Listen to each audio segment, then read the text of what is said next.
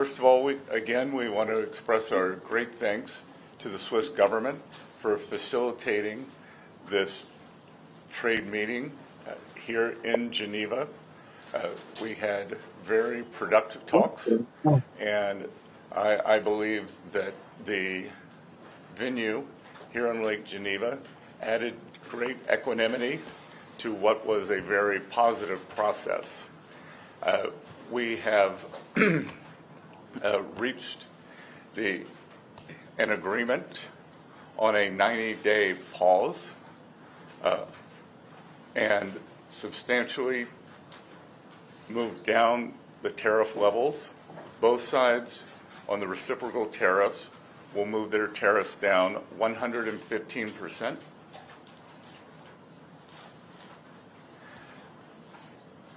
We had very robust discussions. Both sides showed great respect. It was a chance for me to meet the Chinese delegation. The vice premier I had previously had only a video call with. Ambassador Jameson was familiar with two of the other leaders on the delegation from his previous time. So there was very good personal interaction. Both countries represented their national interests very well. We concluded that we have shared interest, and we both have an interest in balanced trade. The U.S. will continue moving towards that. I will let Ambassador Jameson talk about the President's initiatives that began on a historic trade announcement on January 20th, which no other president has ever done, following to April 2nd, when we implemented the reciprocal tariffs. Thank you, Secretary, and I will echo your thanks to the Swiss government and Swiss officials for hosting us this weekend. The atmosphere was very conducive to discussions, and thanks to them we were able to have very constructive and positive conversations with our Chinese counterparts, who clearly came to deal this week. The rapid nature that we were able to conduct and conclude these discussions is a testament to mutual understanding and mutual respect between the Chinese and U.S. sides. With respect to the U.S. trade position, our interactions with China, and the agreement today, please keep in mind that the United States trade deficit has ballooned over the past several years, ending up at $1.2 trillion deficit in goods as of the end of last year, which was an approximately 42% increase over a few years prior, when there was an $850 billion trade deficit at the beginning of the Biden administration. So that is a rapid and expansive increase in the trade deficit. And our view is that this is driven in large part by non-reciprocal trade, among other things, and the result has been offshoring of manufacturing and other negative impacts on the U.S. economy. And so on January 20th, when the President was inaugurated, he released the America First trade policy, which was comprehensive and flagged that and actually directed agencies, including U.S. Trade Representative and others, to research this issue and to provide options, which we did, and the President elected to impose reciprocal tariffs on April 2 to address this national emergency of the trade deficit. There was a global baseline tariff accompanied by higher reciprocal tariffs for each country depending on the level and intensity of their trade surplus with the United States. In all of this, China was assigned a reciprocal tariff rate of 34%. China was the only country that chose to implement retaliation against the United States for this reciprocal tariff. All other countries, withheld and decided that they wanted to negotiate with the United States or simply not retaliate. And so we've been in detailed discussions with other countries for several weeks at this point. China, as you know, retaliated not only with tariffs but with disproportionate and asymmetrical non-tariff measures in order to maintain the effectiveness of the reciprocal tariff measures. The President increased our tariff rates to offset Chinese retaliation, And as you know, this escalated to a point where both sides had added 125% tariffs, and with the Chinese side, additional non-tariff measures, amounting to an embargo in some senses on trade, an effective embargo, which of course was not a sustainable practice for either side.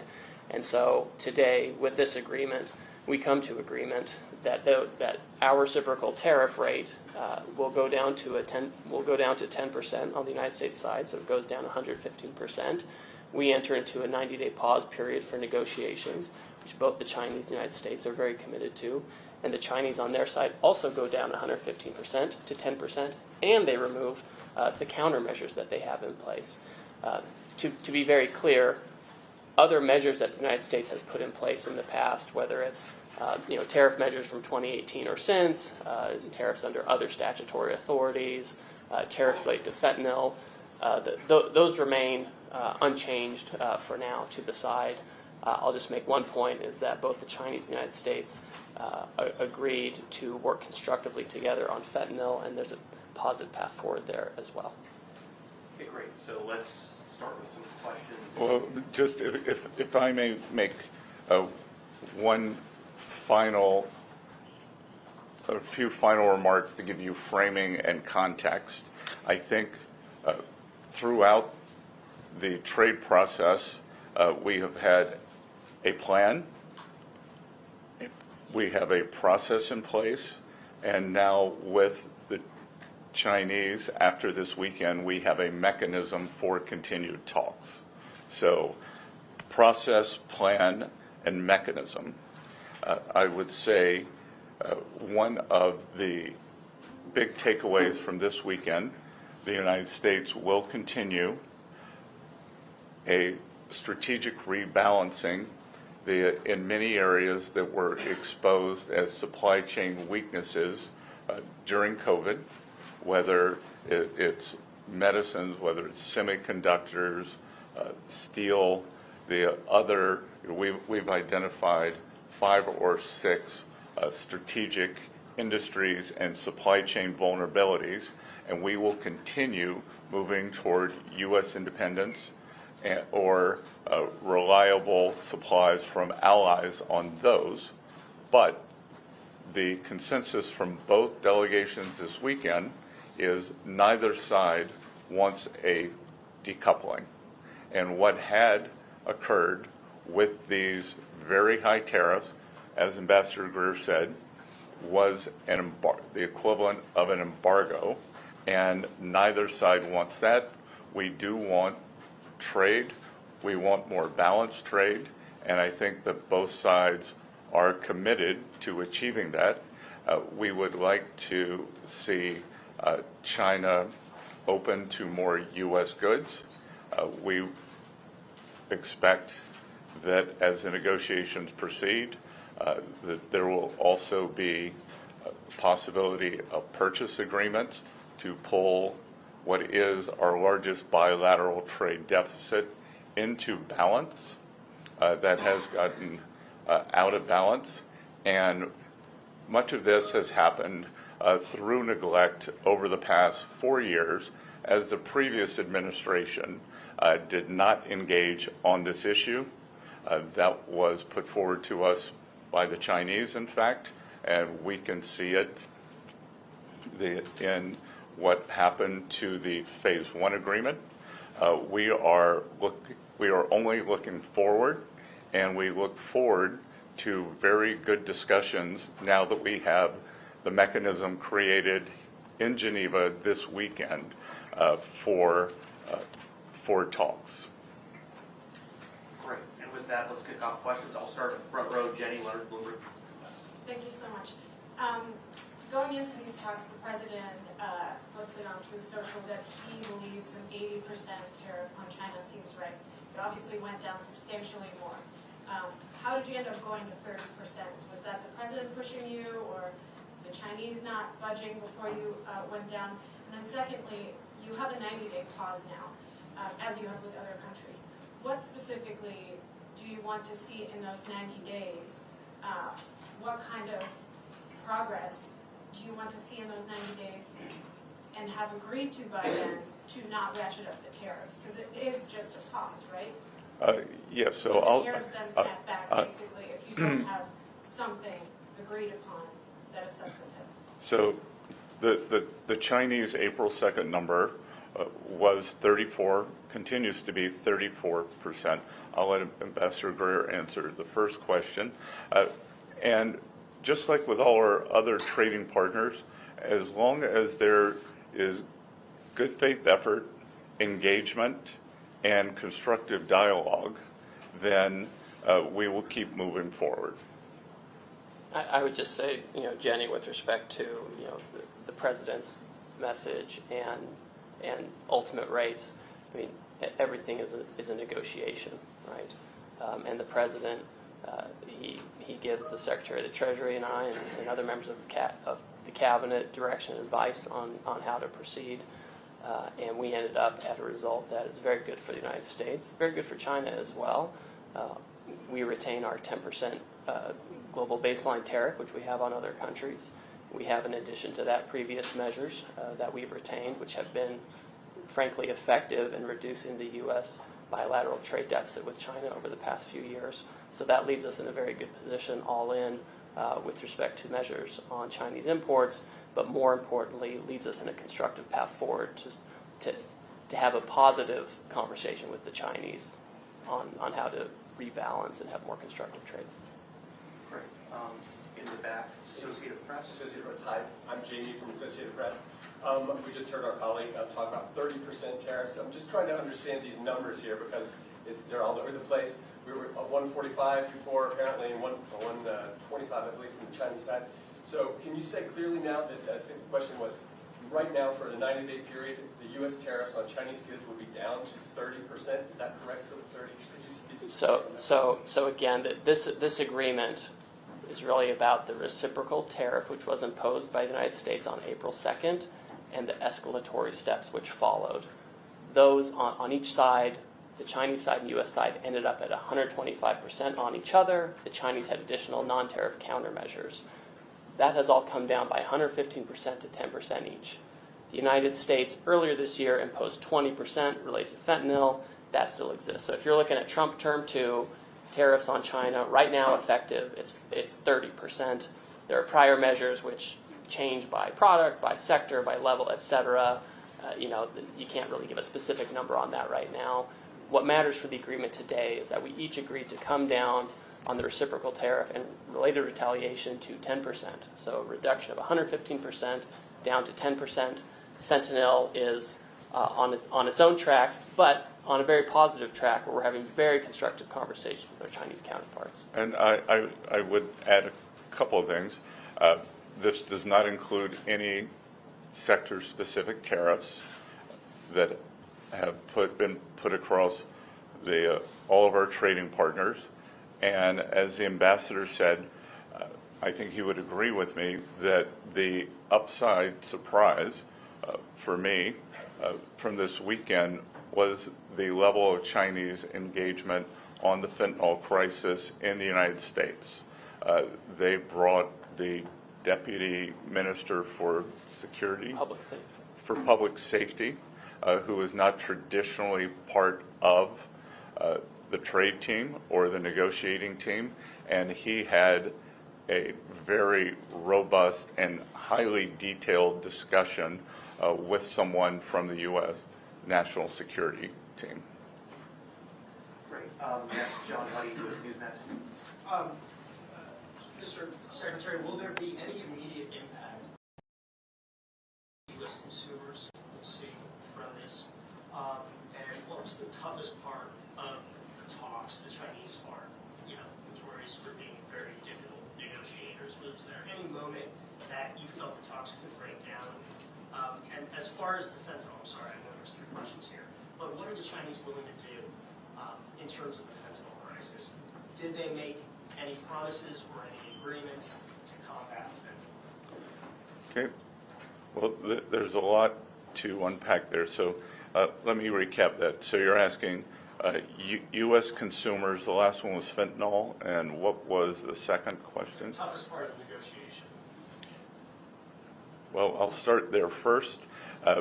Both sides represented their national interest well, but we also concluded that we had shared interest and that neither side was interested in a decoupling. And again, a lot of back and forth on various differences in views on fair trade. We informed them, I had a discussion that trade deficits are a result of three things. One, terms of trade. Two, currency. And then three, the United States fiscal position. We informed them that Trump administration is working very hard on containing this out-of-control fiscal deficit that we inherited from the previous administration. Two, there was no discussion on currency. And one, it was on terms of trade. And on fentanyl, again, for the first time, there was engagement between two teams with detailed knowledge. And I think for the first time, the Chinese understood the magnitude of what is happening in the U.S.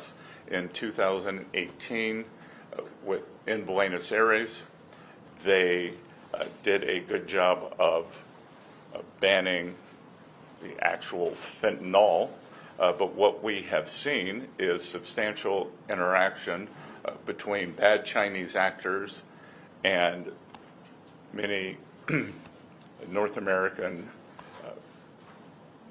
drug dealers, especially Mexican cartels. Treasury has designated several of the Mexican cartels as foreign terrorist organizations. We made that clear to the Chinese. They were very receptive. As you may or may not know, the Chinese have very draconian measures for the sale of illicit narcotics in China, and we have asked them to be equally as draconian with the people who are poisoning Americans. And let me make a point. Your question about what was the toughest part of the negotiation, I would submit it was actually, in the lead up to the negotiation, trying to repair channels of communication that had atrophied under the last administration, where, our office, for example, the Office of the United States Trade Representative, had almost no substantive discussions with the Chinese side on trade. And although we have significant differences with the Chinese on trade and economics, and we have major complaints, you have to discuss these complaints. You have to have a channel for discussions, and overcoming that was a substantial challenge. And a lot of work went into that over the past several weeks, so that by the time we got here, we were able to be very pragmatic with each other. And to be sure, there were tough things to deal with on the level of removal, the timing for implementation, managing each side's domestic politics, et cetera. And I won't go into too much detail, but I would say the toughest part was simply getting to a position where we could, in good faith, both sides work with each other. And once we did, we were able to do this in a couple of days. This is not the first time I've done trade negotiations with the Chinese, and sometimes it can take a very, very long time to overcome misunderstandings.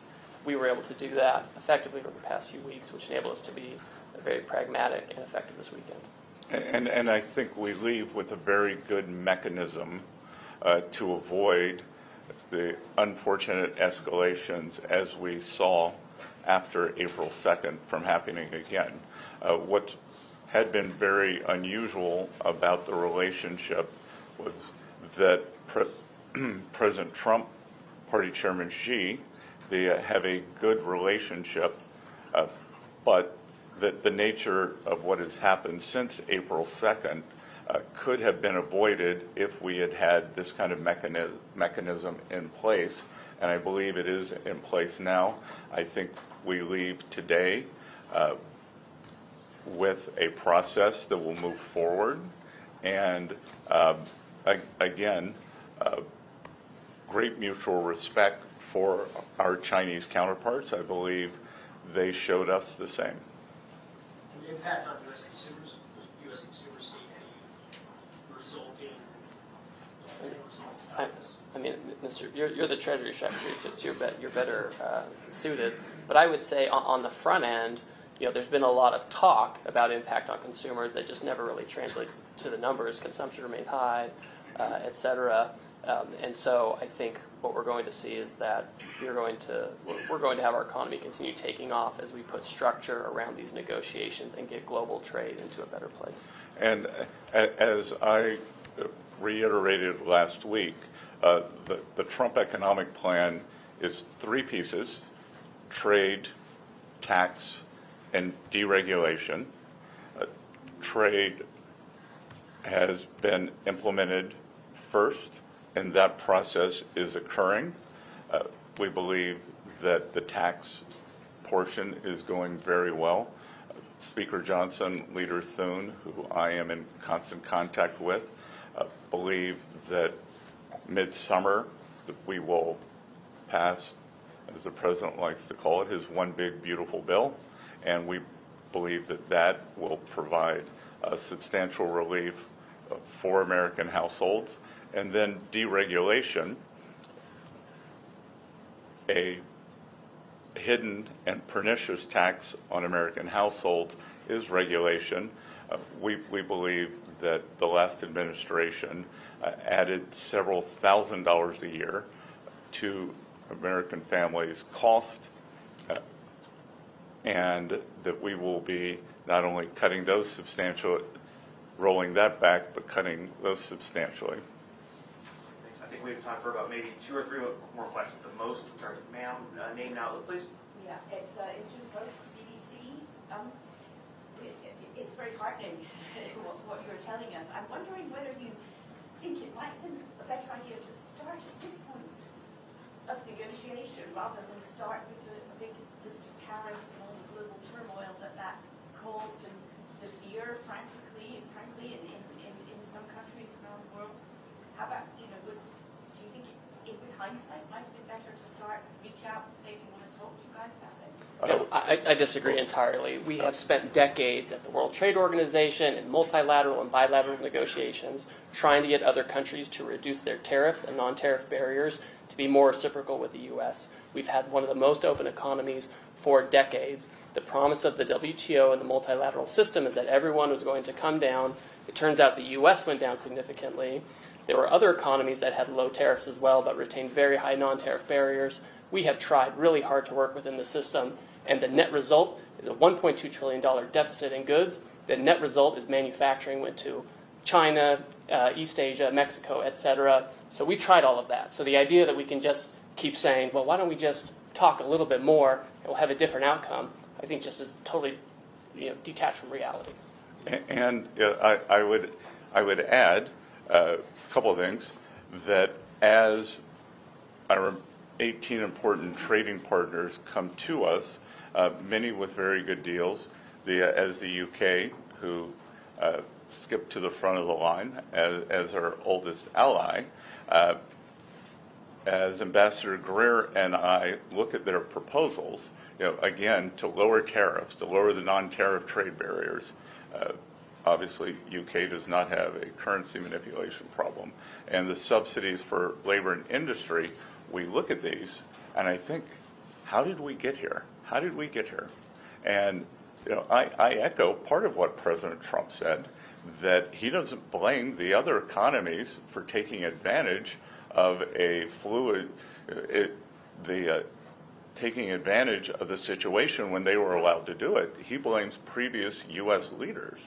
So we are just trying to restore a healthy equilibrium. That the U.S. economy has become very unbalanced. On one side, we have a forward-leaning, the deepest and widest financial markets in the world. We have financial innovation. We have the tech sector that is the envy in the world. On the other side, we are a natural resources economy led by energy. So it is a barbell. But in between, precision manufacturing, especially precision manufacturing, has been wiped out. and it is our intent to bring that back. So we want to rebalance, and I think that there is a big opportunity. If I think about this weekend, the Chinese, they have gone the other way. They are unbalanced in terms of overproduction in the manufacturing sector. They have stated, but have not yet rebalanced toward a more consumption-oriented economy. And there is a chance, if we can open up trade to China, have more fair trade toward the U.S., that we could rebalance together. So I reject the notion that business as usual would have worked.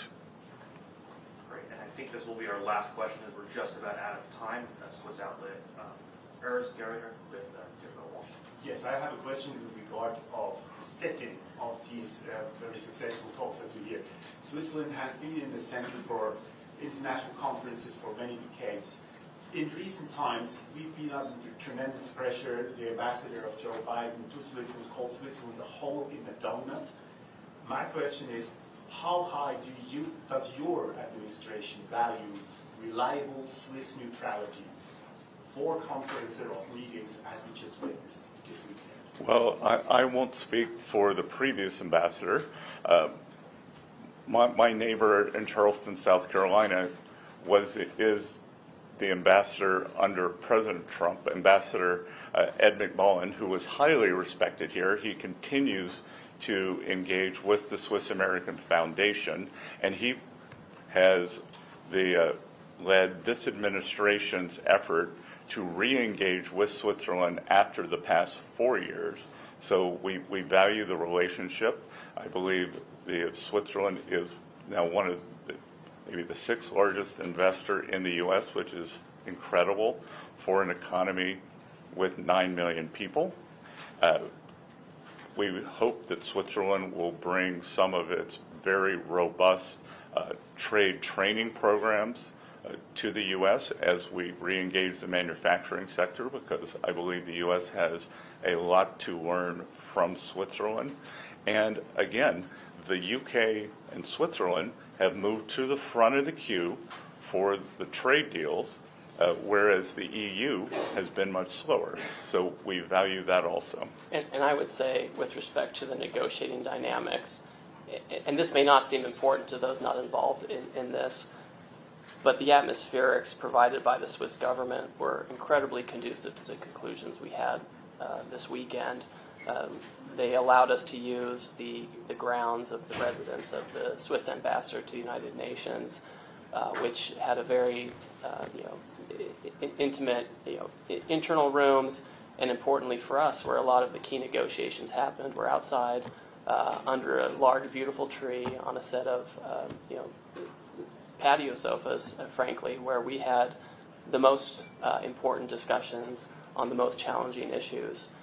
And having this setting, as opposed to, no offense to the Intercontinental, which has been great, as opposed to a sterile hotel conference situation or conference rooms, I think let us develop a personal relationship with our counterparts and lead to the successful conclusion we had. Great. Thank you so much, everyone. I think that's it for us in time today. Thank you so much for coming out. And, yeah, oh, yeah. Thank you.